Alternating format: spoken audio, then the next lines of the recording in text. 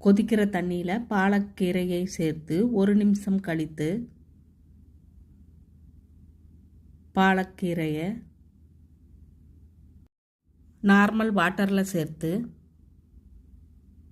ஆறுனதும் mixie ஜாரில் கீரை 2 பச்சை மிளகாய் சேர்த்து விழுதாக அரைச்சி எடுத்துக்கலாம்.